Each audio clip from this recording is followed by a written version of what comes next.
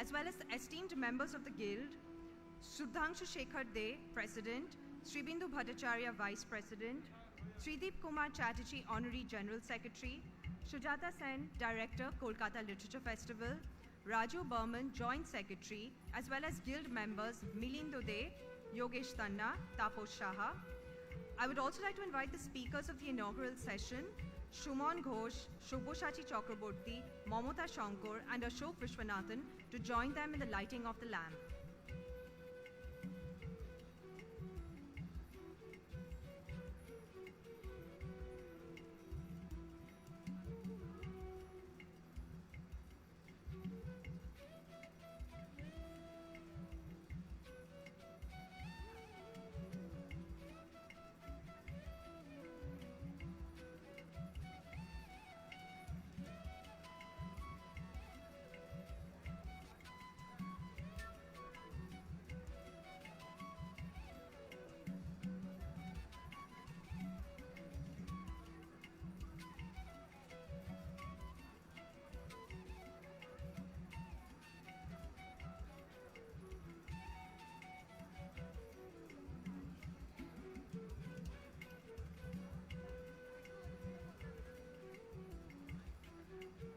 Welcome to the 8th Kolkata Literature Festival within the 45th International Book Fair.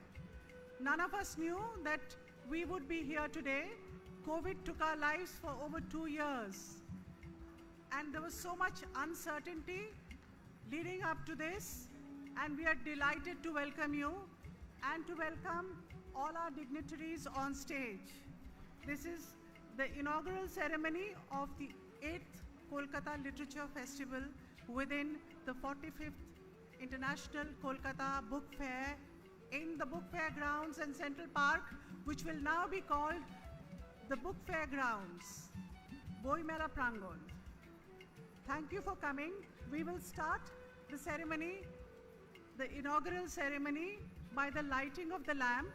And may I request Shirshendu Da and everyone from the Guild and all our panelists, Mamata Shankar, Suman Ghosh, Sabyasachi Da, Ashoke Viswanathan, Sudhanshu Da, Srideep, Taposh Da, Raju, everyone, please make it a celebratory occasion. Celebratory occasion. We are starting the 8th Kolkata Literature Festival. We never thought we would be able to start it.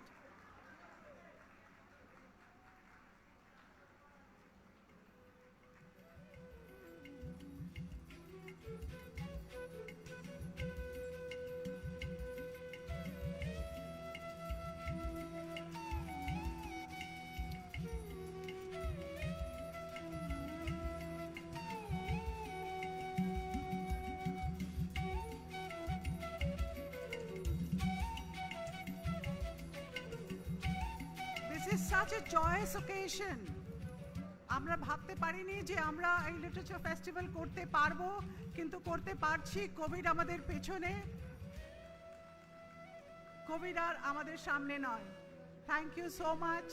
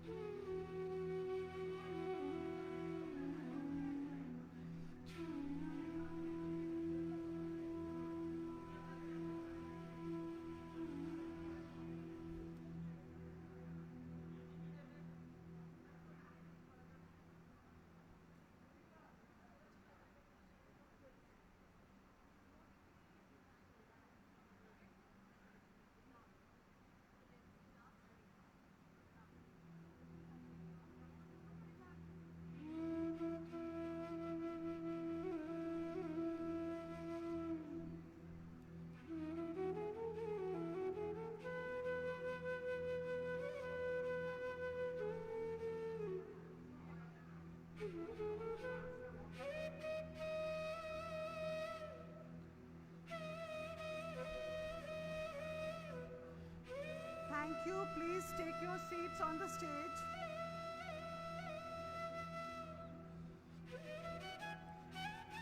Shirshendu Da, thank you. আপনি একটু আসবেন Shirshendu Da.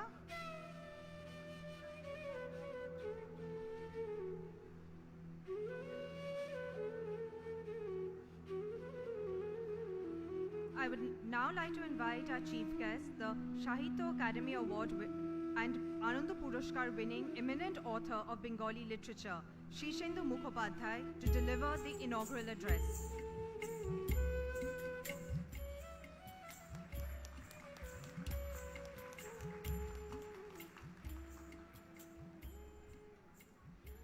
আপনাদের সকলকে আমার সশ্রদ্ধ নমস্কার, আমার গভীর প্রীতি এবং শুভেচ্ছা। আজকে এই সাহিত্য উৎসব সূচনা হলো।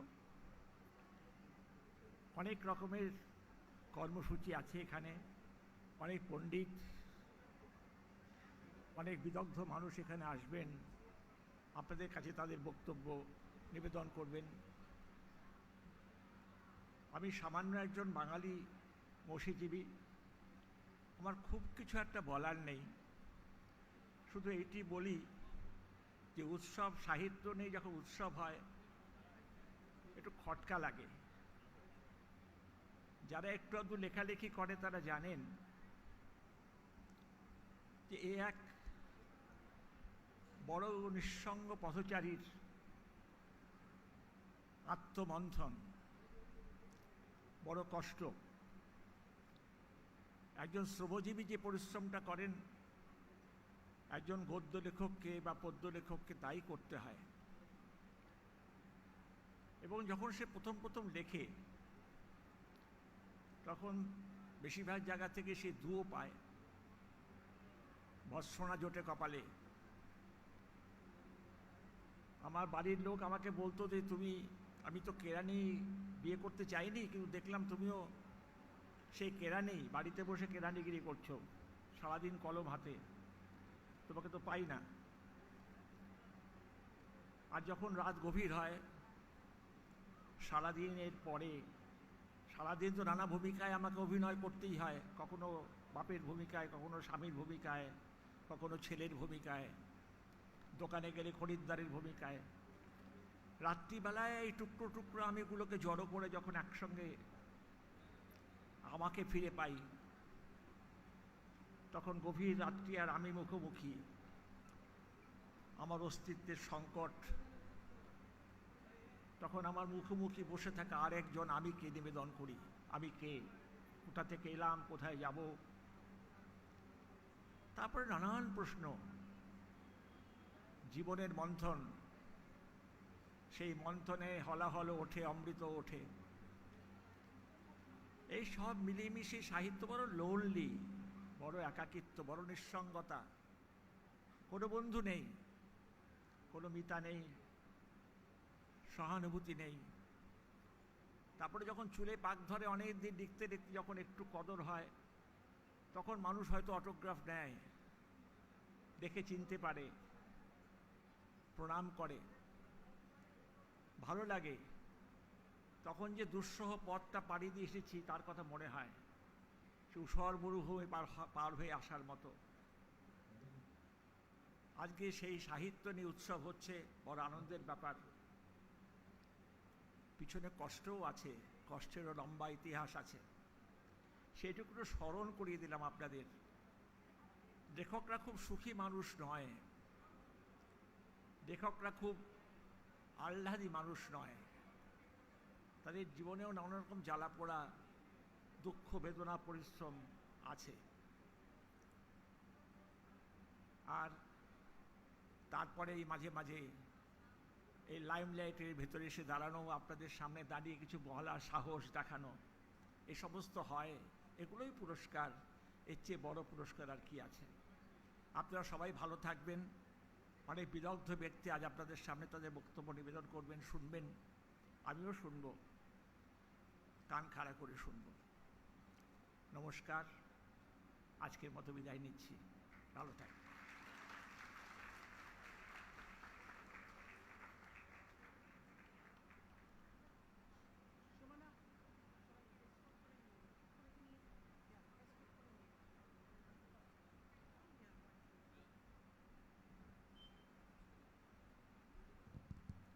Hello.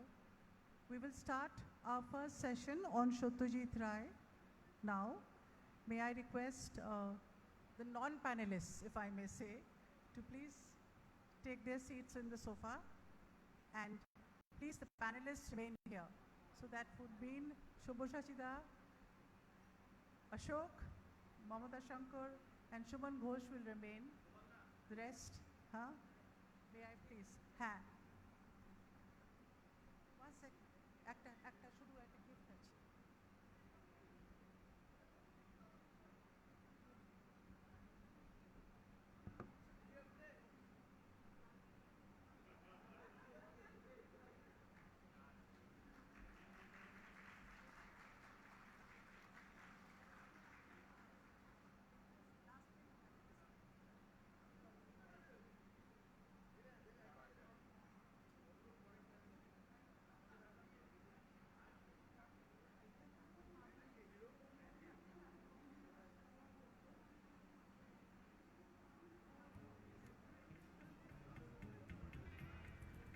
The first session of the day celebrates 100 years of Satyajit Ray, where Suman Ghosh, Sabyasachi Chakrabarty, Mamata Shankar, and Ashoke Viswanathan will discuss this multifaceted personality.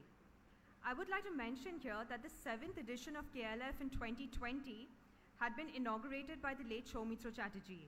This year, we are beginning with Satyajit Ray. Had Soumitra been with us, he would have taken us through the experiences of being Opu, Feluda, Professor Udayon, and Amol in Ray's world. May I invite National Award-winning filmmaker Suman Ghosh, who has recently published a tribute to the actor titled Soumitra Chatterjee, a Filmmaker Remembers, to deliver the keynote address for this session and then join the panel.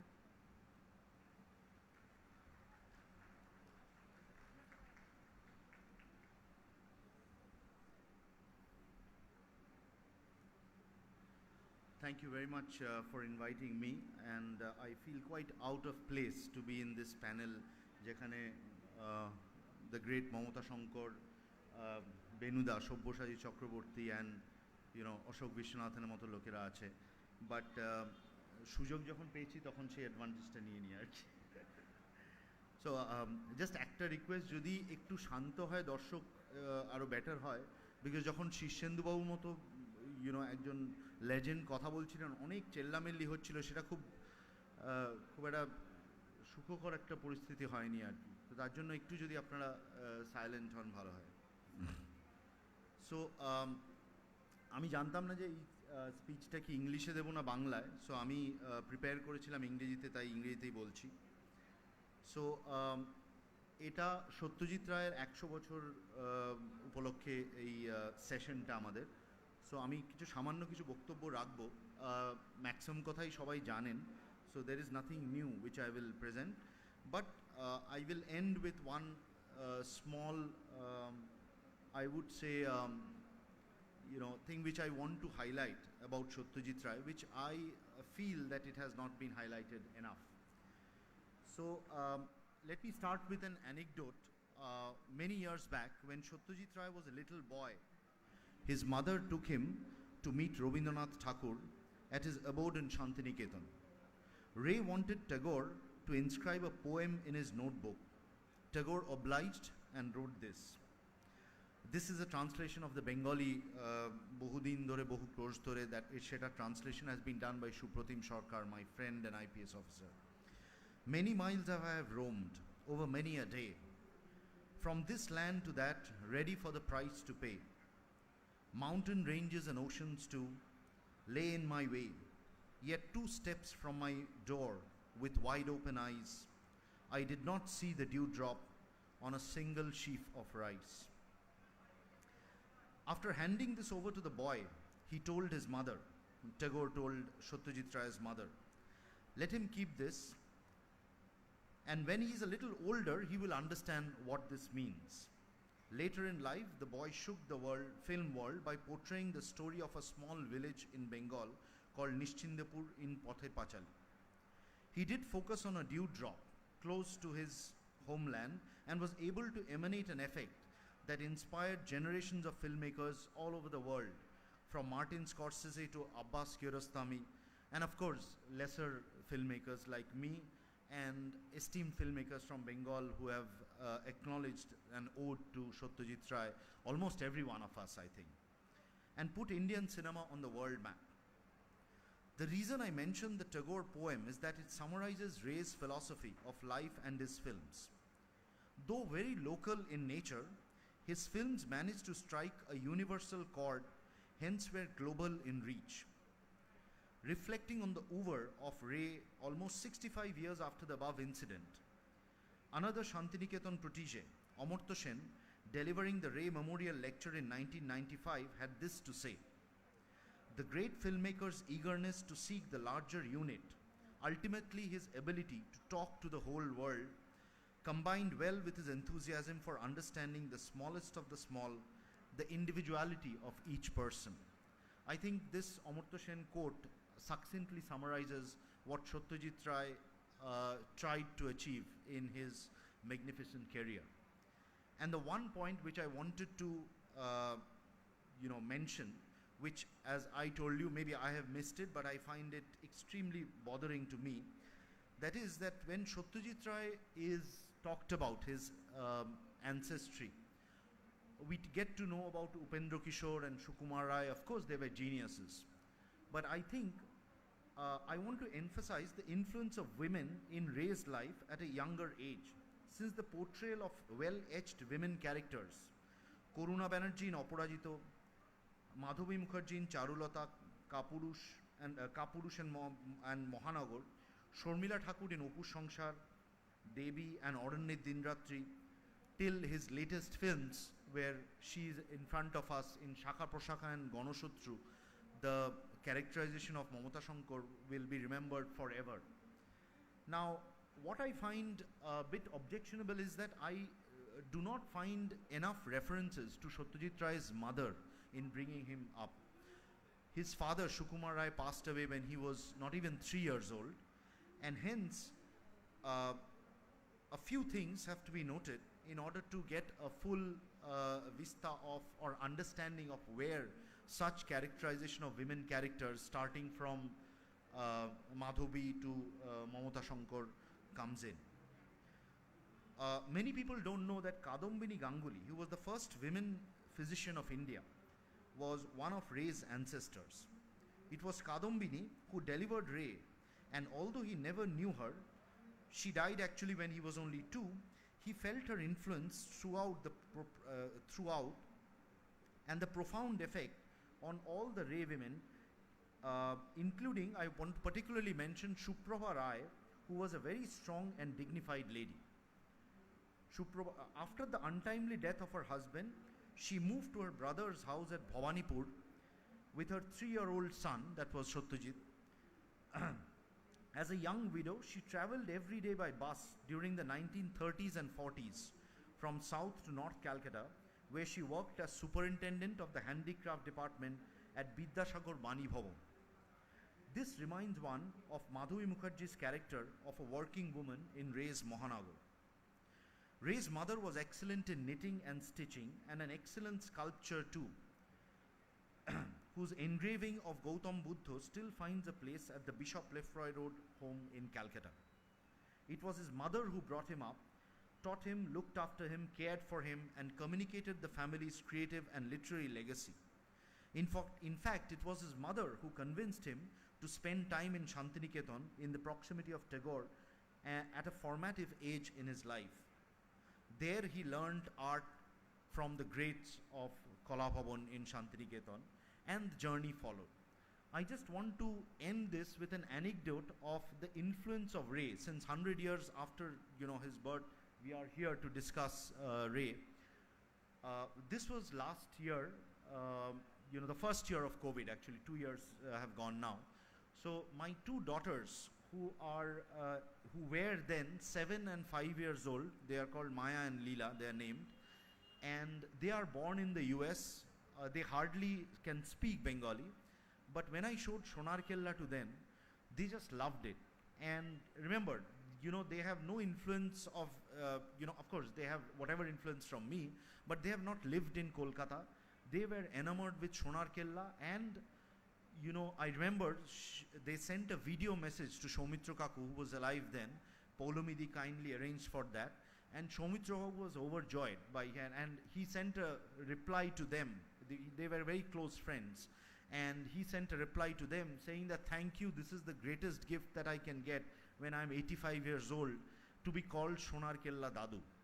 So you can see that the effect of Ray through his many characters, actors, technicians, crew members, everyone, and has transcended age, geography, history, everything. So even a 7-year-old girl living in Florida appreciates what Sonar Kella was and is enamored by the film the way we were when we first saw it, I think 40 years from now.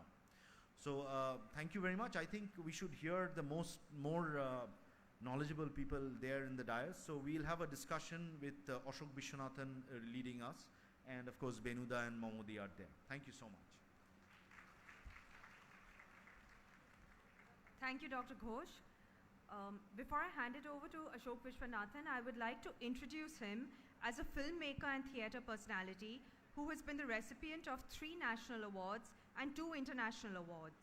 His films have been shown at film festivals worldwide. He is currently Dean and Professor of Direction at SRFTI. In 1997, he was the Charles Wallace Scholar sent by British Council to Cambridge. Over to you, Mr. Viswanathan. ধন্যবাদ রমনা, ধন্যবাদ doctor Suman ঘোষকে তার অত্যন্ত মর্মস্পর্শী বক্তৃতার জন্য। সত্যি সুমনকে দেখলেই সৌমিত্রদার কথা মনে পড়ে যায়। তিনি যিনি ইতঃপূর্বে এই উৎসব উদ্বোধন করেছিলেন, এবং সুমনের মধ্যে দিয়ে, সুমনের কথার মধ্যে দিয়ে আমরা আবারও সেই মহান ব্যক্তিত্ব, সেই অসাধারণ অভিনেতার কথা মনে পড়ে। আমার পাশে আরেকজন মহান অভিনেতা বসে আছেন, ওখানে আরেকজন মহান অভিনেতা অভিনেত্রী যাই বলেন তিনি আছেন। এদের মধ্যে আমরা সত্যজিতের কথা বলবো। Will try to recall Satyajit Ray in his centenary year. এবং যে কথাটা আমার সর্বপ্রথম মনে হয় যে সত্যজিৎ রায় এমন একজন মানুষ যাকে ঠিক সংজ্ঞায়ন করা যায় না, অর্থাৎ সংজ্ঞায়নের ঊর্ধ্বে তিনি। কারণ তাকে যদি শুধুমাত্র চলচ্চিত্রকার বা চলচ্চিত্র পরিচালকের সংজ্ঞা দিয়ে সীমাবদ্ধ করি, তাহলে কিন্তু সঠিকভাবে তাকে পরিচিত করা হয় না। তিনি একাধারে একজন লেখক, একজন প্রাবন্ধিক, একজন চলচ্চিত্রকার, একজন অঙ্কন শিল্পী, একজন সঙ্গীত পরিচালক এবং সামগ্রিকভাবে একজন পরিপূর্ণ মানুষ। আমার পিতৃদেব স্বর্গীয় শ্রী এন বিশ্বনাথন তার একটি ছবিতে কেন্দ্রীয় চরিত্রে অভিনয় করেছিলেন, কাঞ্চনজঙ্ঘা, এবং সেই সূত্রে সত্যজিৎ বাবুর সঙ্গে একাধিকবার আমার পরিচয় হয়েছিল, কথাবার্তার সুযোগ হয়েছিল। আমার মনে হয়েছিল সত্যি ভালো মানুষ না হলে কিন্তু ভালো শিল্পী হওয়া যায় না। তিনি একজন পরিপূর্ণ মানুষ, এবং আজকে আমাদের আলোচনার মধ্যে তার বিভিন্ন দিক নিয়ে আমরা আলোচনা করব। আমাদের সময় খুব অল্প, 3-4 মিনিট করে এক একজন হয়তো বলতে পারবো। এবং আমি প্রথমেই আমার পাশে যিনি বসে আছেন সব্যসাচী চক্রবর্তী, অত্যন্ত যোগ্য একজন পরিচালক। আমি কিন্তু একটা মজার কথা দিয়ে শুরু করছি, যেটা হচ্ছে সমরেশ মজুমদারের সঙ্গে আমার কথা হচ্ছিল। আপনারা জানেন যে সাহিত্য একাডেমি মাঝে মাঝে এই তথ্যচিত্র তৈরি করেন, যেমন শীর্ষেন্দু বাবু আমাদের মধ্যে আছেন, তার সঙ্গে আমি খুব কাছে গিয়ে একটা তথ্যচিত্র তৈরি করতে পেরেছিলাম। ঠিক তেমনি সমরেশ বাবুর সঙ্গে কথা হচ্ছিল, তিনি বললেন যে প্রথম যখন বেনুদা অর্থাৎ সব্যসাচী চক্রবর্তী আমাদের রূপলী পর্দায় আসেন, তার আগে উনি কিন্তু সোনেক্স নামক সংস্থার ক্যামেরা, এডিটিং এগুলোর দায়িত্বে ছিলেন। এবং যখন তাকে সমরেশবাবু খুব জোর করেন যে তোমাকেই সেই গোরার ভূমিকায় অবতীর্ণ হতে হবে, প্রথম দিকে কিন্তু তিনি রাজি হননি। তারপরেও কিছুবার বলার পরে যোচনবাবুও খুব একটা সমর্থন করেননি, কিন্তু সমরেশবাবুর ভীষণ চাপে তাকে গোরা করতে হয়। এবং প্রথম দিন থেকে, প্রথম মুহূর্ত থেকে এই মানুষটি সফল, আপনারা ভালোভাবেই জানেন। ইনি ফেলুদার ভূমিকায় একজন iconic Feluda. He is as iconic as Soumitra Chattopadhyay. Many have compared him, and some even say that he fits the character to the bill, you know. So I'd request the renowned actor, director, film connoisseur, photographer, wildlife adventurer, and a man about town, Sabyasachi Chakrabarty, to say a few words about his experience in working in the texts which were written by the great Satyajit Ray and which were filmed by his son, Sandeep Ray. So, over to Sabyasachi. Thank you. খুব বেশিক্ষণ সময় তো নেই, যেটা আপনারা শুনলেন যে সবাই অল্প অল্পক্ষণ সময় বক্তব্য রাখতে পারে। আমার বিশেষ বক্তব্য কিছু নেই, আমি শুধু এইটুকুই বলতে চাই যে যখন আমি ছোট ছিলাম তখন থেকেই আমরা, যেহেতু সুমন যেরম বলল মেয়েরা আমেরিকায় মানুষ, সেখানে বাংলার থেকে একটুখানি দূরেই আছে। আমিও ছোটবেলা থেকে দিল্লিতে মানুষ, কাজেই বাংলা আমাদের স্কুলে পড়ানো হতো না। বাংলা ভাষাটা আমাদের শুধু বাড়িতেই ব্যবহার হতো। মা শুধু বলতেন খেতে এসো, আমি বলতাম একটু পরে আসছি। চান করতে যাও, হ্যাঁ যাচ্ছি। এর থেকে বেশি বাংলা শব্দ ব্যবহার হতো না। কোথায় যাচ্ছ? খেলতে। এইখান থেকে এই বই পড়াটা ভীষণ দরকার হয়ে দাঁড়িয়েছিল, যে জন্যে আমার বাবা চিরকাল, তিনি একজন সাহিত্য নির্ভর লোক ছিলেন, তিনি নাট্যকার ছিলেন, তিনি ঔপন্যাসিক ছিলেন, তিনি কবিতা লিখতেন এবং তিনি একজন মেকানিক্যাল ইলেকট্রিক্যাল কম্বাইন্ড ইঞ্জিনিয়ার ছিলেন, একটা বড় কর্পোরেট চাকরি করতেন। কিন্তু তার উদ্দেশ্য ছিল রবীন্দ্রনাথ, শরৎচন্দ্র, বঙ্কিমচন্দ্র, নজরুল সমস্ত কিছু যেন আমরা পড়ি। আর আমি তো কিছুই বুঝতাম না, আমি তো ভালো করে অ ক খটাই শিখিনি। সেই জন্যে উনি শুরু করলেন প্রথমে আমাদের বর্ণ পরিচয় দিয়ে, তারপরে আস্তে আস্তে ধাপে ধাপে আরেকটু বাচ্চাদের ছড়ার বই ইত্যাদি দিয়ে শুরু করলেন। আমি সবচেয়ে বেশি যেটা পড়ে বাংলা ভাষার প্রতি আকৃষ্ট হয়েছিলাম সেটা হচ্ছে ফেলুদা। ছোটবেলায় যখন আমি প্রথম পড়ি, সেটা হচ্ছে প্রথম যেটা আমার পড়ি সেটা হচ্ছে বাদশাহী আংটি। বাদশাহী আংটিটা প্রথম পড়ে আমি এতই ইনফ্লুয়েন্সড হয়ে গিয়েছিলাম যে আমার মনে হয়েছিল যে বাংলা ভাষা, তার মধ্যে এমন এত কিছু লুকিয়ে আছে যে ইংরেজির সঙ্গে সমকক্ষে পাল্লা দিতে পারে। এবং ইংরেজি যেহেতু, হ্যাঁ ইংরেজিতে শেক্সপিয়ার আছেন, আমাদের এখানেও রবীন্দ্রনাথ আছেন, বঙ্কিমচন্দ্র আছেন, সেই হিসেবে দেখতে আরম্ভ করি। তখন থেকে সত্যজিৎ রায়ের লেখা, তার তৈরি সিনেমা, এইগুলো ভীষণভাবে আমার ওপর একটা প্রভাব ফেলে। এবং তখন থেকেই আমি কোনোদিন ভাবিনি যে আমি ফেলুদার চরিত্রে অভিনয় করব। কিন্তু ফেলুদার চরিত্রে অভিনয় করার বহু আগে আমি বেসিক্যালি একজন মিস্ত্রি ছিলাম। আমার হাতুড়ি স্ক্রুড্রাইভার নিয়েই কাজ ছিল এবং আমি সেটাই করতাম। পরবর্তীকালে সেমিকন্ডাক্টরস, আইসি ইত্যাদিতে ঢুকে গিয়েছিলাম। কিন্তু আমি বেসিক্যালি একজন মিস্ত্রি। সেখান থেকে আমার পিসেমশাই যশোন্ত সুদার, সমরেশ মজুমদার এবং এখানে শ্রদ্ধেয় শীর্ষেন্দুবাবু বসে আছেন, তাঁর লেখা একটি গল্পতেও আমি অভিনয় করেছি। তাই গল্পটির নাম আশ্চর্য প্রদীপ, এবং সেখানে ওটা হিন্দিতে হয়েছিল। সমরেশ মজুমদারের লেখা, সুনীল গঙ্গোপাধ্যায়ের লেখা, এদের প্রত্যেকের সাহিত্যের সঙ্গে আমি যুক্ত হয়ে গেলাম এই অভিনেতার মাধ্যমে। এবং সবচেয়ে বেশি যেটা আমায় আকৃষ্ট করেছিল সেটা হচ্ছে ফেলুদার চরিত্র। যখন আমি শেষ পর্যন্ত অভিনেতা হলামই, তখন যদি সত্যি সত্যি আমাকে সবচেয়ে বেশি যেটা টেনেছে সেই চরিত্রে অভিনয় করতে পারি, সেটা আমার স্বপ্ন সফল হবে। সেই জন্য গিয়ে সত্যজিৎ রায়কে বলেছিলাম যে আমি ফেলুদার চরিত্রে অভিনয় করতে চাই। উনি আমাকে নেননি, উনি বলেছিলেন যে আমি করব না। আমি জানি না, আমাকে দেখেই ওনার মনে হয়েছিল একে দিয়ে হবে না হয়তো। তো কিন্তু শেষ পর্যন্ত সন্দীপ রায়ের পাঞ্জাবি ধরে ঝুলে পড়েছিলাম যে আমাকে নিতেই হবে করে।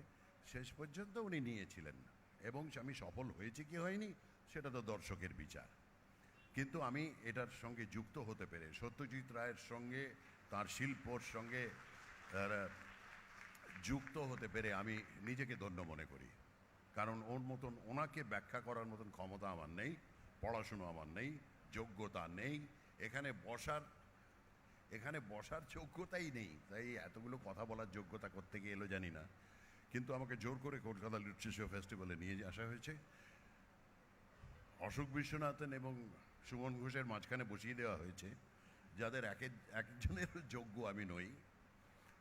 এবং পাশে মমতা শঙ্কর আছেন, তার সঙ্গে আমার অভিনয় করার সুযোগ হয়েছিল, ওনাদের সঙ্গে আমার পারিবারিক সম্পর্ক আছে, কিন্তু ওনার মতন অভিনয় তো করতে শিখিনি।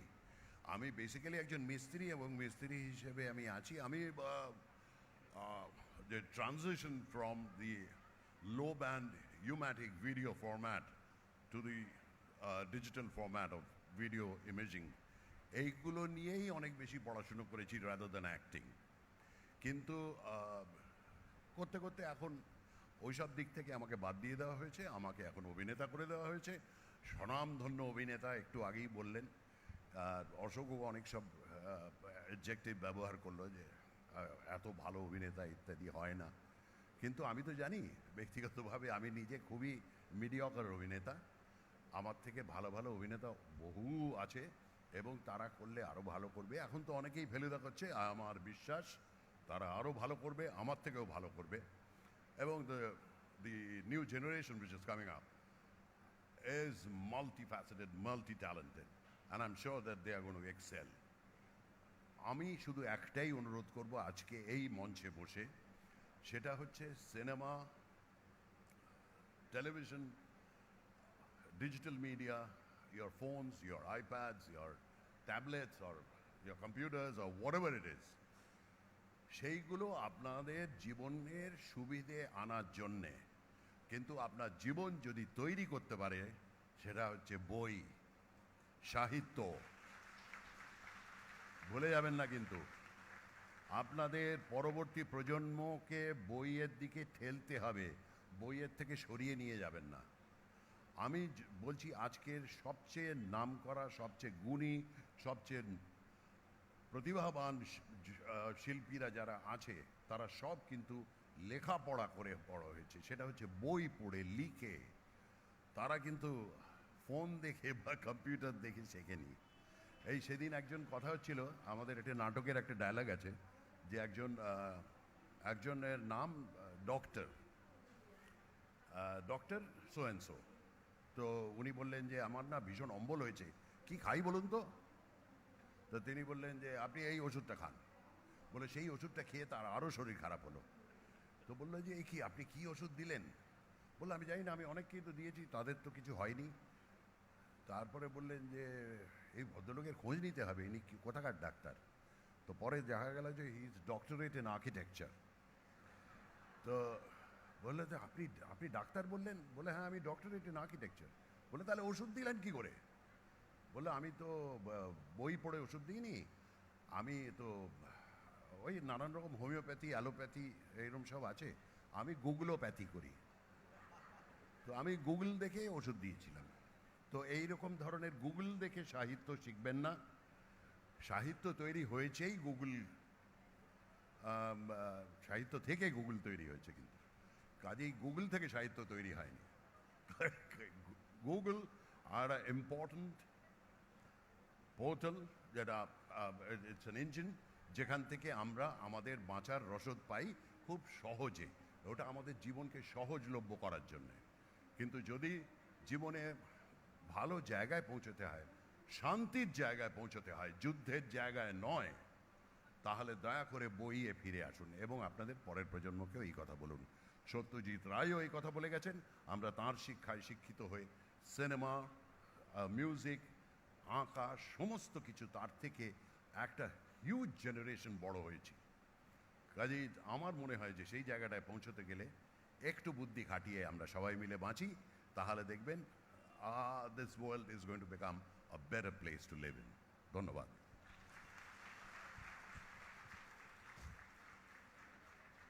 धन्यवाद सब्यासाची जी। आश्चर्य दीपक के महान अभिनेता ने बहुत ही महत्वपूर्ण बात किए हैं। वे हिंदी में भी माहिर हैं, इसीलिए हम हिंदी में बोले दो चार लफ्ज। किंतु যেখানে আমি যেতে চাই সেটা হচ্ছে সত্যজিৎ বাবু গল্প তো লিখতেনই, সবাই জানেন যে উনি যখন চলচ্চিত্র নির্মাণ করতেন তার মধ্যে গল্পের শিকড় গভীরে প্রথিত থাকতো। উনি গল্প বলতে পারতেন, যেটা আমরা অনেকেই আজকে বলতে পারি না। অর্থাৎ তার আখ্যান রূপ কিন্তু ভীষণভাবে দর্শককে টানতে পারত, এবং সেই আখ্যানের মধ্যেও কিন্তু তার ফাঁক ফোকরে কিন্তু অন্যান্য অনেক রাজনৈতিক সামাজিক বিষয় বেরিয়ে আসতো। আপনারা যদি জন অরণ্য দেখেন, সেটা একটি উপন্যাস থেকে রূপান্তরিত চলচ্চিত্র, কিন্তু সেই সময়ের সমাজ, সেই সময়ের মূল্যবোধ অদ্ভুতভাবে বেরিয়ে এসেছে, যেমন বেরিয়ে এসেছিল তার প্রথম Apu ট্রিলজিতে। Before I ask another very, very renowned actress, Mamata Shankar, with whom I've had the opportunity and the honor to work with on more than one occasion. She was the heroine of my very first film, Shunno Theke Shuru, which I thank God received the national award, and she is responsible for that to a large extent because she was so natural, so spontaneous. She is one actress, and I think Benuda here will agree, who doesn't act. I made another film in which both Benuda and Mamata was cast, and she doesn't act, she just behaves. And this is something which is very rare in Indian cinema. Perhaps there are some actresses like Meryl Streep who are able to do that, but in Indian cinema, I don't see anyone to rival the great Mamata Shankar. আমি মমদিকে অনুরোধ করব যে তার যে অভিজ্ঞতা, যার কথা doctor Ghosh এত সুন্দরভাবে বলেছেন, অভিনয়ের ক্ষেত্রে আদান প্রদানের ক্ষেত্রে সেই সত্যজিৎ বাবুর সঙ্গে, সেটা সম্পর্কে আমাদের দু চারটে কথা বলুন। আর একটা কথা বলি, বেনুদা যে বললেন না, তার মা যখন বলতেন খেতে এসো, আর উনি বলতেন একটু পরে, এটা আমার মনে পড়ছে, আমার একজন বন্ধু ছিল পাগলা খোকন, সে বলতো আমি দুটো ইংরেজি জানি, জাস্ট দুটো, একটা হচ্ছে আই ইট ইয়োর হাউস, আর একটা হচ্ছে ইউ ইট মাই হাউস। এটা বলছি কারণ সত্যজিৎ বাবু ভীষণভাবে ননসেন্স পছন্দ করতেন, হয়তো সুকুমার রায় এবং লুইস ক্যারল থেকে এটা পেয়েছেন। মমদি প্লিজ।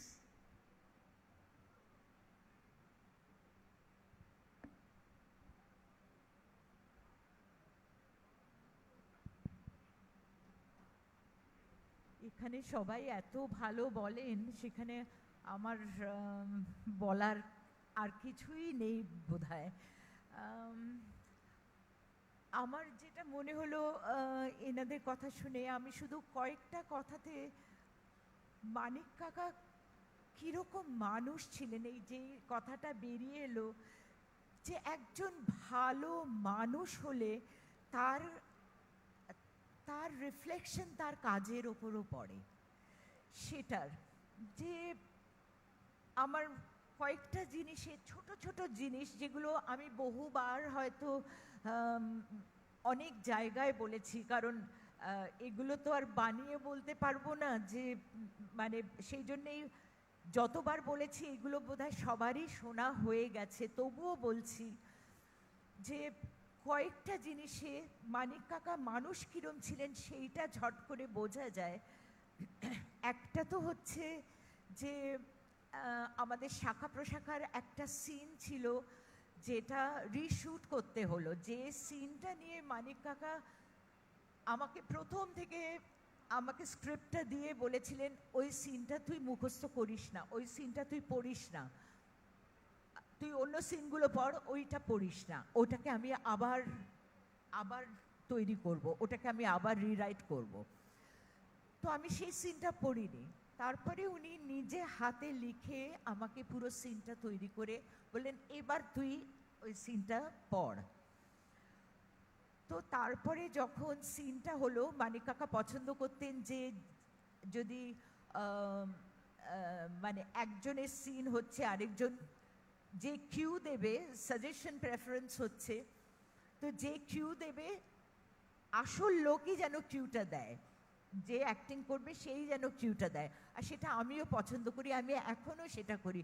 যদি কারুর শর্ট হচ্ছে আমি নিজে কিউ দিই এবং পছন্দ করি যে সেও যদি আমাকে কিউটা দেন তাতে অ্যাক্টিংটা ভালো হয়। কিন্তু এখন সেই চল উঠে গেছে, অনেকে দেন না। তো আমি থ্যাংক ইউ, আমি সেই রকম, সরি একটু জল খাচ্ছি, থ্যাংক ইউ। আমি সেই রকম যখন রঞ্জিত মল্লিক আর আমার একটা সিন যখন হচ্ছে, তখন মানিক কাকা আমাকে কিছু বললেন না, রঞ্জিত দার শটগুলো নিচ্ছিলেন আর আমি কিউ দিচ্ছিলাম। মানিক কাকা কিচ্ছু বললেন না, উনি শুধু শুনলেন আমি কিভাবে কিউটা দিচ্ছি, এবং শটটা দেওয়ার সময় উনি আমাকে কোনো রকম কিচ্ছু, কোনো সাজেশন দিলেন না। এবং আমি যখন শটটা দিলাম, মানিক কাকার কয়েক রকম কাট বলার ভঙ্গি ছিল। কখনো বলতেন কাট এক্সেলেন্ট, জোরে বলতেন, কখনো বলতেন কাট ভেরি গুড, কখনো বলতেন একদম আস্তে করে বলতেন কাট excellent.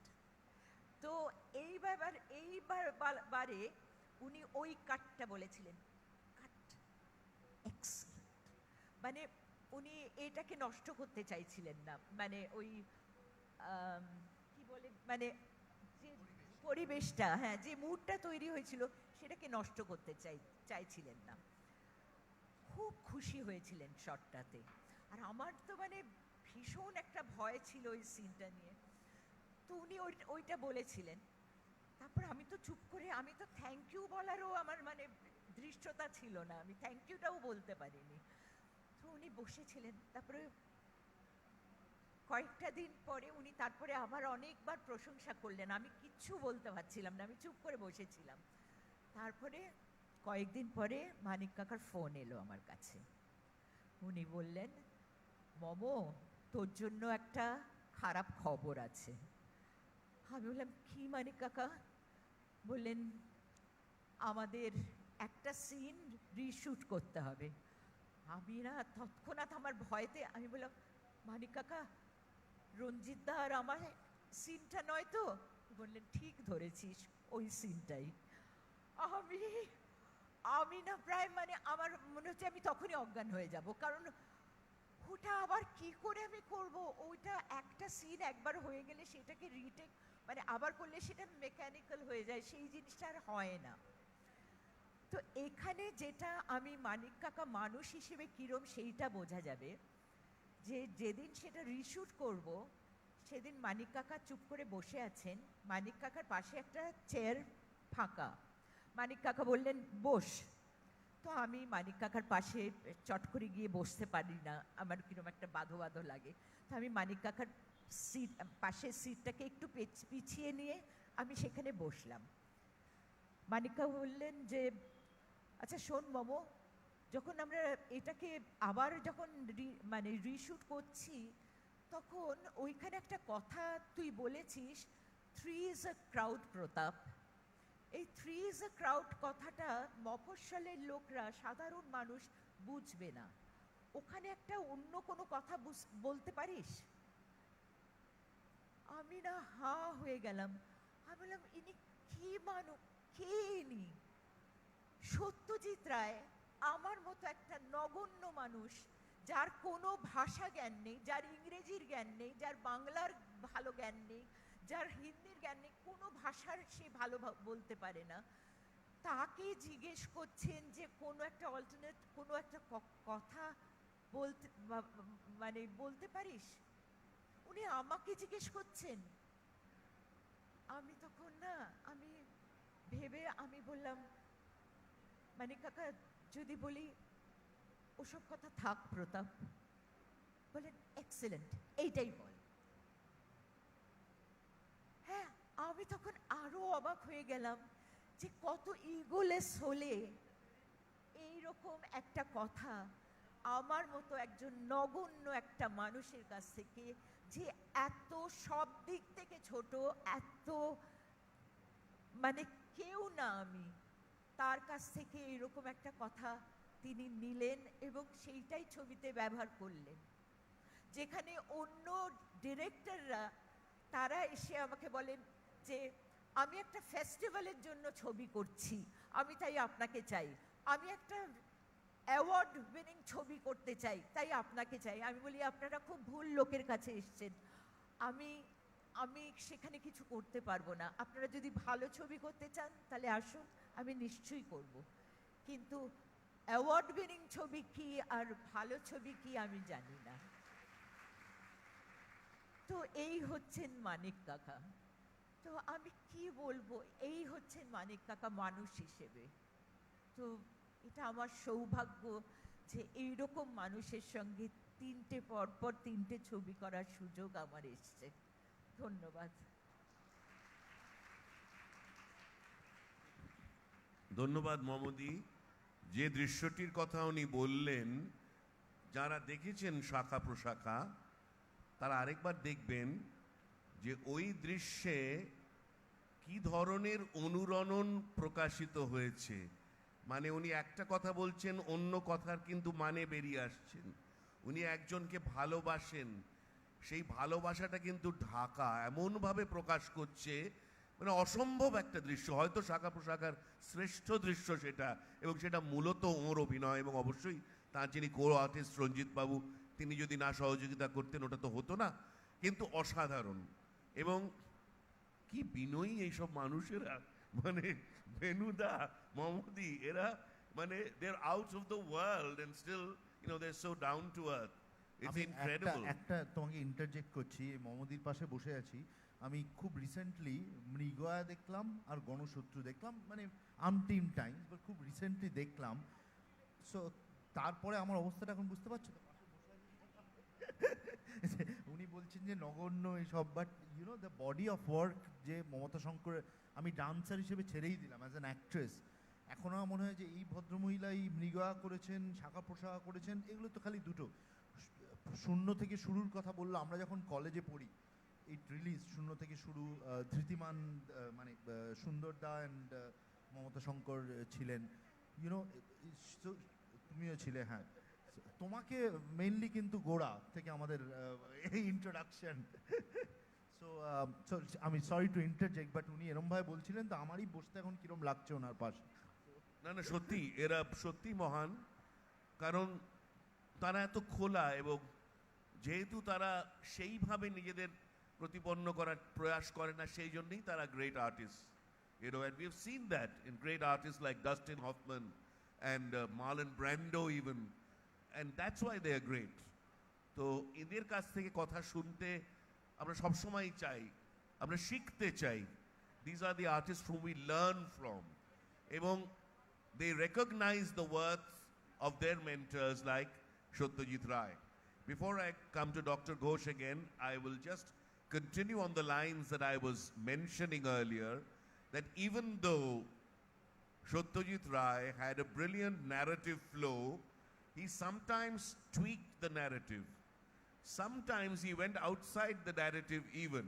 You know, if you look at Kanchenjunga, there isn't really a very straightforward story, just events. And long before those great masters like Antonioni made films, Rai here in India had made a very existential film. মানে যেখানে তেমন কিছু ঘটছে না। আপনি দেখুন নায়ক ছবিটাতেও তেমনভাবে গল্পটা বলে কিছু নেই, একটা চরিত্র এবং তার বিভিন্ন অনুরণন।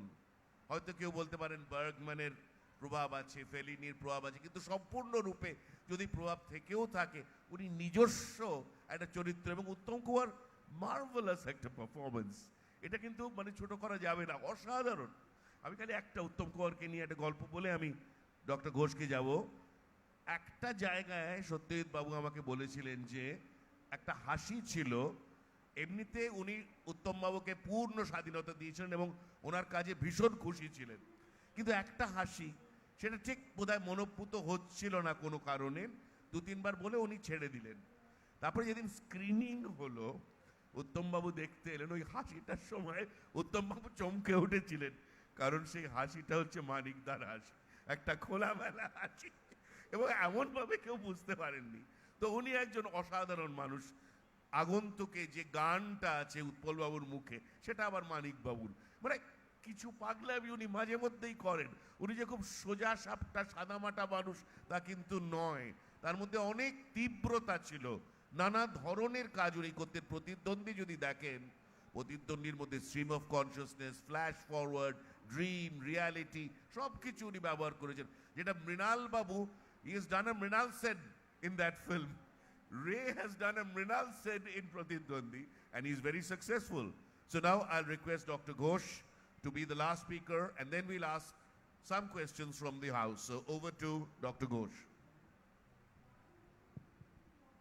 হ্যাঁ, এবং যেটা অশোকদা তুমি প্রথমেই বললে যে শুধু ফিল্ম না, ওনার ছবি এবং ওনার লেখার মাধ্যমে, আঁকা, সব কিছুর মাধ্যমে বাঙালিকে একটা সচেতনতা এবং অনেক সময় কনসিয়েন্স, মানে আমি বলবো যে শাখা প্রশাখার মতো ছবি বা মহানগরে যে ক্যারেক্টারাইজেশন অফ মাধবী, কতটা, এটা কিন্তু 1970s বানানো, রাইট? মহানগর 60s তখন বানাচ্ছে এবং সেই ফেমিনিস্ট মুভমেন্ট আরও তখন সমসাময়িক সিমন দে বুয়া এরা কাজ করছেন। সো নানান দিক থেকে ওনার কন্ট্রিবিউশন। বাট একটা জিনিস অ্যাকচুয়ালি আমি তোমাকে প্রশ্ন করে শেষ করতে চাই, which is আমরা 100 years of celebration of Satyajit Ray of course celebrate করব, but since you mentioned Kanchenjunga, এটা আমার পার্সোনালি মনে হয় this is not a critique of Satyajit Ray, but একটা মানুষকে সব দিক থেকে বিচার করার এতে আমার যেটা পার্সোনালি মনে হয়, so is it true that after Kanchenjunga it didn't work box office wise, right? And he in a sense, of course not overtly, regretted in the sense একটা ডার্ক ফেজের মধ্যে দিয়ে গেছিলেন after Kanchenjunga. And since you mention Mrinal Sen, আমার personally এখন রেট্রোস্পেক্টে দেখলে বোঝা যায় যে সত্যজিৎ বাবু কি এক্সপেরিমেন্ট একটু কম করেছিলেন। অ্যান্ড সেটার কিন্তু উনি ওনার ইন্টারভিউতেও বলেছেন হি ওয়াজ ভেরি রিস্ক অ্যাভার্স। উনি ব্যবসার দিকটাও যে ওই পয়সা ফেরত দিতে হবে প্রডিউসারদের, সেইটা ভীষণ মাথায় ছিল, সৌমিত্র কাকু আমায় বলেছে। তার জন্য probably he didn't venture out of narrative forms or structural forms. Kanchanjunga was an exception, like Mrinal Sen or Kumar Sahani or Manickal did in Indian cinema. Sheta, would you agree? Again, this is not a criticism of Ray. I understand from where he was coming. I read his interviews when he bolen je, you know, Indian audience ke খুব অবজ্ঞা করেই অনেক interview আছে যে এখানে আমি কিন্তু ফেলিনি বা ফেলিনি মতো 8.5 বানাতে পারবো না। So is it, what do you think about this, and I will leave it to you. না, আমি দুটো কথা বলবো এখানে। প্রথমত বলি যে ধরনের আখ্যান রূপকে ছিন্ন ভিন্ন করার প্রবণতা আমরা বিদেশি ছবিতে দেখি, জলুক গদারের ছবিতে দেখি, সেটা সম্পর্কে কিন্তু মানিকবাবু অবগত। তার লেখা বই আর ফিল্মস দেয়ার ফিল্ম যদি দেখেন, উনি গদারের ছবির সমালোচনা লিখেছেন। যে গদারের ছবির সমালোচনা লিখছেন তিনি নিশ্চয়ই এই ধরনের আঙ্গিকে অবগত। যদি বলেন উনি নিজে করলেন না কেন, হতে পারে কাঞ্চনজঙ্ঘা প্রথম দিকে বাণিজ্যিক একটা অসফলতা পেয়েছিল, কিন্তু পরবর্তীকালে কিন্তু বিবিসি যখন ছবিটা দেখায় এবং ঋত্বিক ঘটক নিজে বলেছিলেন যে দুটো ছবি মানিকের শ্রেষ্ঠ ছবি, একটা অপরাজিত, একটা কাঞ্চনজঙ্ঘা। ঋত্বিক বাবু বলছেন, যিনি পরীক্ষামূলক ছবিও করতেন, এবং ঋত্বিক বাবু অনেকের মতে রায়, সেন, ঘটক এদের মধ্যে সর্বশ্রেষ্ঠ অনেকের মতে, তিনি বলছেন। এখন আমার মনে হয় অবশ্যই তুমি ঠিকই বলেছো যে বাণিজ্যিক ব্যাপারটা মাথায় ছিল। সমস্ত চলচ্চিত্র পরিচালকের মধ্যে একটা থাকে, কারণ যে টাকাটা আমি নিচ্ছি একজন প্রযোজকের কাছ থেকে সেটা তো ফেরত দিতে হবে, এবং সেটা ছিল। কিন্তু তার মধ্যেও কিন্তু যেটা আমি বললাম, ওই আখ্যান রূপটা রেখে তার ফাঁক ফোকরে অনেক কাজ করছেন। আগন্তুক, যার জন্যে উনি শ্রেষ্ঠ ছবির পুরস্কার পেয়েছেন, শ্রেষ্ঠ পরিচালকের পুরস্কার পেয়েছেন, সেখানে তো প্রচুর দর্থকতা আছে, অ্যাম্বিগুইটি আছে, যে এই লোকটা হঠাৎই এলো, সেই লোকটাকে সন্দেহ করাটাই স্বাভাবিক। কিন্তু আসলে যে লোকটার একটা হৃদয় ছিল সেটা পরবর্তীকালে এরা বুঝতে পারে। এটা কিন্তু ওই আগন্তুকের বিষয় নয়, বরঞ্চ এই ছবিটা হচ্ছে মমতা শঙ্কর, দীপঙ্কর দে এদের চরিত্রটা, সেইটা বিশ্লেষণ করা হয়েছে। অতএব গল্প থেকেও গল্প নেই, এটা উনি করতে পেরেছিলেন। খুব ভালো প্রশ্ন করেছেন। আমার মনে হয় আজকের এই যে আমাদের আদান প্রদান, এটা খুব ভালো হলো, খুব খোলামেলা আলোচনা হয়েছে। আমি এবার শেষ করার আগে আমি যারা শ্রোতা তাদের মধ্যে থেকে যদি দু একটা প্রশ্ন হয়, আমার যদি সময় থাকে। আমাদের সময় কতক্ষণ আছে রমনা? 15 minutes. আচ্ছা, আমাদের 15 মিনিট টাইম আছে। তো আমি সুজয় প্রসাদ চট্টোপাধ্যায়কে অনুরোধ করব কিছু বলার জন্যে। যদি একটা মাইক, উনি অমাইকভাবে বলতে পারবেন না, ওনাকে একটা মাইক দেওয়া হোক। এমনিতে অমাইক মানুষ, কিন্তু মাইকের প্রয়োজন এখন। Thank you for being so generous Ashok. আমার একটা প্রশ্ন ছিল খুব ডিরেক্টলি সুমনের কাছে, আর কারোর কাছে নয়। মামাশি will refuse to answer, I know. তাই আমি সুমনকে প্রশ্নটা করছি। Do you think we need sequels of Satyajit Ray's films at all? Do you think we need sequels or, okay, let me put it in a different word.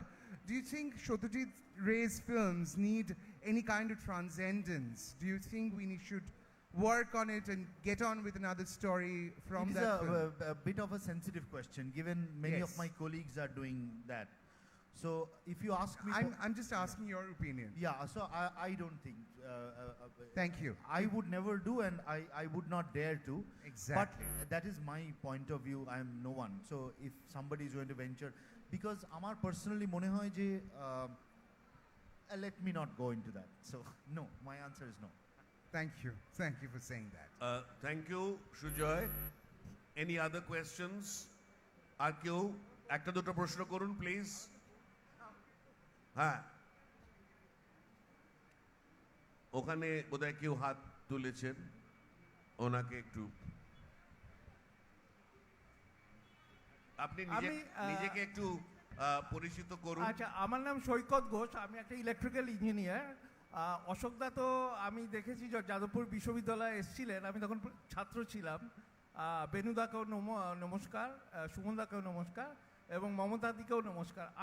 আমি কোনো question বলতে চাইছি না, আমি বেসিক্যালি বলতে চাইছি সত্যজিৎ রায়ের গানের উপরে একটা অসাধারণ দখল ছিল, এবং তার শাস্ত্রীয় সঙ্গীত এবং ওয়েস্টার্ন মিউজিকের ওপরে এরকম দখল না থাকলে গুপি গাইন বাঘাবাইনের যেরকম সঙ্গীত রচনা করেছেন, দেখো রে নয়ন মেলে, ভূতের রাজা দিল বর, বা আমি সেই ভাষাতে করি গান, এবং হীরক রাজার দেশে যেসব গান করেছেন সেগুলো কিন্তু বিরাট কোনো যদি নলেজ না থাকে আমার মনে হয় এরকম কিন্তু রচনা করা যায় না। এটুকুই আমি বলতে চাই, দ্যাটস অল। ধন্যবাদ সৈকত বাবু। আমি এর সঙ্গে একটা সংযোজন করছি। অবশ্যই ওনার জ্ঞান ছিল পাশ্চাত্য সঙ্গীত, মার্গ সঙ্গীত ইত্যাদি, কিন্তু একটা উদ্ভাবনী শক্তিও ছিল। সেটা শুধু জ্ঞান নয়, এটা হচ্ছে নিজের ইনভেন্টিভনেস, নিজের থেকে উনি সৃষ্টি করতে পেরেছিলেন। আর মমদি কিছু বলতে চাইছেন। এখানে একটা কথা বলবো যে মঙ্কু কাকিমা মানে বিজয়া রায়, তিনি যে কত বড় একটা পার্ট প্লে করতেন মানিক কাকার এই ছবির ব্যাপারে, সেটা আমার নিজের চোখে দেখা। যে আগন্তুকে যখন ওই ধৈর্যং ওইটা যখন মানিক কাকা করছেন আর উৎপলদা গলা মেলাচ্ছেন সেটার সঙ্গে, তো যখন মথুরায় একটা টান আছে সেইটা যখন মানিক কাকা করছেন সেটা হচ্ছিল না, সেটা মঙ্কু কাকিমা বলছে মানিক ওটা হচ্ছে না, ওটা এরকম বলে মঙ্কু কাকিমা আবার শুনিয়ে দিচ্ছেন। মানিক কাকা আবার সেটাকে করছেন, মানিক হচ্ছে না এরকম বলে উনি আবার গেয়ে দিচ্ছেন। বারে বারে এরকম করতে করতে মানিক কাকা তখন বলছেন আচ্ছা ঠিক আছে আমি রেকর্ডিংয়ে গিয়ে ঠিক করে নেব। মঙ্কু কাকিমা ওখান থেকে ওই দিক থেকে এরম ভাবে উঠে এসে মানিক কাকাকে এরম করে একটা মেরে আবার চলে গেলেন।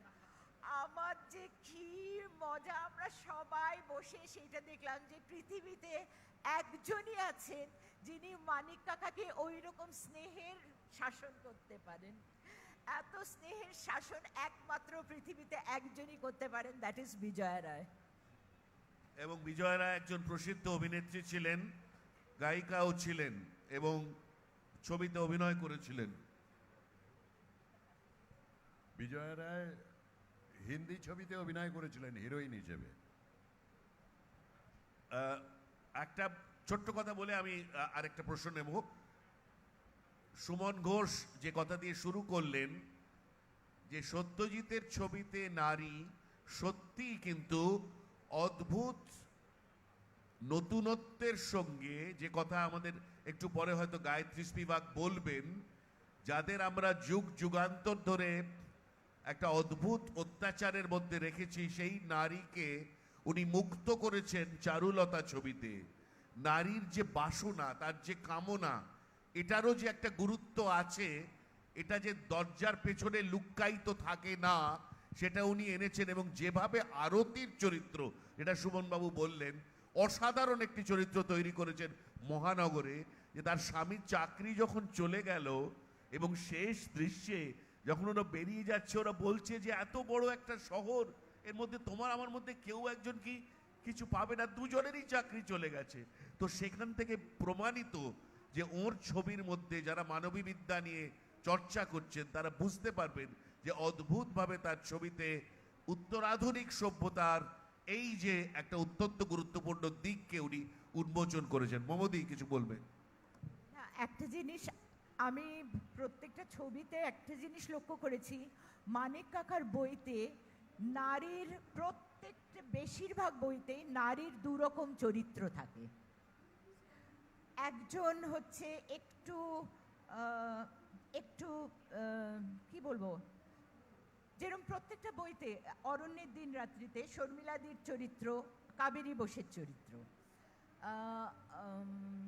প্রতিদ্বন্দ্বীতে শর্মিলাদির চরিত্র আর ওর দিদির চরিত্র, সীমাবদ্ধেতে, তারপরে প্রত্যেকটা বইতে আগন্তুকে আমার চরিত্র আর সুব্রতা চ্যাটার্জির চরিত্র, মানে একজন একটু হ্যাপি গো লাকি টাইপ আর আরেকজন একটু রেস্ট্রেন্ড, একটু এরকম। প্রত্যেকটা ছবিতে এরকম দুটো চরিত্র আছে। নায়ক সব প্রত্যেকটা ছবিতে দুরকম চরিত্র থাকে। হ্যাঁ, উনি হাত তুলেছেন অনেকক্ষণ ধরে, আপনি বলুন। ওনাকে একটু মাইক দেওয়া হোক প্লিজ।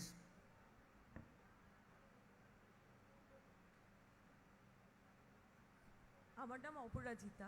আমি জাস্ট একটা জিনিসই বলতে চাই, সেটা হচ্ছে এটা তো মানে সাহিত্য উৎসবের একটা পরিপ্রেক্ষিতে আমরা সত্যজিৎ রায়ের শতবর্ষ নিয়ে আলোচনা করছি। সেখানে আমার মনে হয় আপনাদের আলোচনাটা খুব মানে উপভোগ্য হলো।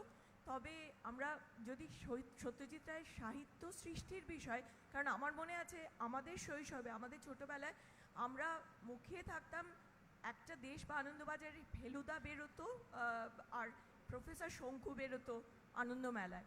এই দুটো প্রথম আমরা পড়ার জন্য একদম অপেক্ষা করে থাকতাম। তো সেই বিষয় সত্যজিৎ রায়ের যে, এবং সাহিত্য তো রক্তে, উপেন্দ্র কিশোরের সেই ট্র্যাডিশন থেকে আসা, কাজে সেই বিষয়টায় আরেকটু যদি হাইলাইট আপনারা একটু করতেন ভালো হতো। না, আমাদের সময় বড় অল্প, এবং তার মধ্যেই ফাঁক করে কিন্তু বলেছি যে ননসেন্স রাইমের যে প্রভাব, হ্যাঁ, আমরা সেসব নিয়ে আলোচনা করেছি। এবং আমরা মনে করছি যে চলচ্চিত্রটাও একটা সাহিত্য। It's now regarded as a text, so I think that is relevant. আমি আরেকটি প্রশ্ন, লাস্ট কোয়েশ্চেন ওনাকে দিন, নিজের পরিচয় দেবেন। নমস্কার, আমার নাম শুভঙ্কর দাশগুপ্ত। আমি সোশিওলজির অধ্যাপনা করি আর স্বল্প দৈর্ঘ্যের ছবি বানাই। আমি রিসেন্টলি ওই ইন্টারনেটে একটা জিনিস দেখলাম এই কাঞ্চনজঙ্ঘা সিনেমাটা নিয়ে, যে ওটা বলা হচ্ছে যে ভারতীয় ছবিতে এটা নাকি প্রথম হাইপার লিঙ্ক ফরম্যাটে বানানো ছবি। মানে পরবর্তীকালে আমরস পেরস বা ক্র্যাশ এই জাতীয় ছবি যে দেখেছি আমরা, যেগুলো সেটা প্রথম ভারতীয় প্রেক্ষাপটে বানানো হাইপার লিঙ্ক ফরম্যাটে বানানো। তো আমার প্রশ্ন মিস্টার অশোক বিশ্বনাথনকে, এটা কি সত্যি?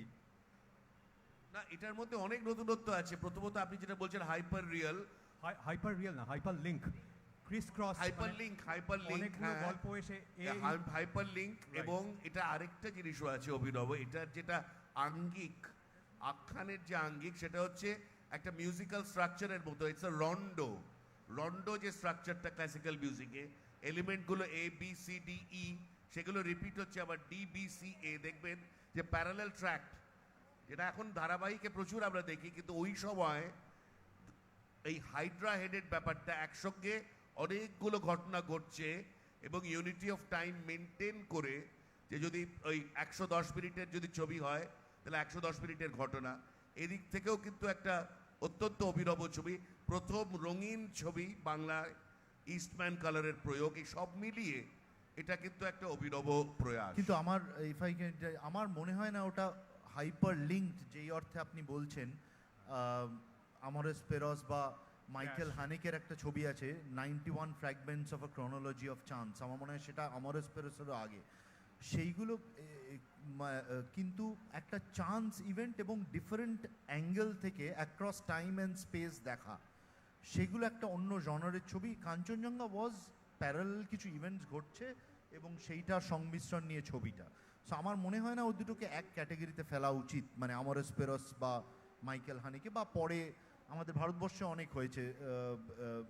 মণিরত্নমের না, সাথিয়া ছবিটা মণিরত্নমের না, বাট এরকম অনেক হয়েছে। ইউভাতেও আছে, ইউভা পরে মণিরত্নমের। কিন্তু আমি এইটুকু বলবো যে ওখানে যে একটা অস্তিত্ববাদের ব্যাপারটা আছে না, যে ঘটনা তেমন ভাবে ঘটছে না, মানুষের যে স্বরূপ সে কে সেটা অতটা গুরুত্ব নয়, গুরুত্ব পায়নি, গুরুত্ব পাচ্ছে যে সে আছে, এক্সিস্টেন্স প্রিসিডস এসেন্স, এটা আছে। আমার মনে হয় আমাদের আজকের আলোচনা এখানেই শেষ করতে হবে। অন্তিম ঘন্টা বাজানোর জন্য এসে গেছেন মানুষ।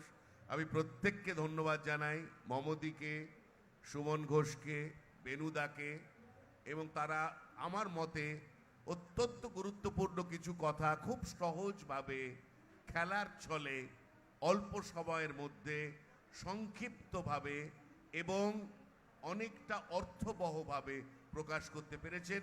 সেখানে সবাই হয়তো সব কথার সঙ্গে একমত নাও হতে পারেন, সেটাই তো দরকার। আমাদের মধ্যে বিতর্ক হোক, বিবেচনা করি, আমরা ভাবি, এবং যেটা বেনুদা বললেন সেটাই মূল মন্ত্র হোক, যে আমরা বই পড়ি, বই পড়াই। সাহিত্য হোক, সহজ বই হোক, কাহিনী চিত্র হোক, যাই হোক, সেটা যদি বইতে আমরা একবার দেখতে পারি তাহলে আমাদের যে উদ্ভাবনী ক্ষমতা সেটা বাড়বে। সবটাই যদি আমরা চামচে করে দিয়ে দিই মানুষকে, তাহলে কিন্তু আমরা পিছিয়ে যাব। বই পড়ার প্রতি সাধুবাদ জানিয়ে আমি আজকের এই আলোচনা শেষ করছি। ধন্যবাদ, নমস্কার। থ্যাংক ইউ অশোক, ধন্যবাদ। মানে এখন থেকে নিয়ে শেষ অবধি যদি ধন্যবাদ বলতে থাকি তাহলেও মানে হবে না। থ্যাংক ইউ সো মাচ একটা প্যানেলের জন্য। আচ্ছা, আমি সুধাংশুদাকে বলছি, শ্রীবেন্দুদা, তাপসদা, সবাই একটু আসুন। রাজু, একটু ব্যাগে একটু মিষ্টি দিচ্ছি, হ্যাঁ, চামচে দিতে পারছি না, কিন্তু ব্যাগে একটু মিষ্টি দিচ্ছি আপনাদের। থ্যাংক ইউ, আসুন।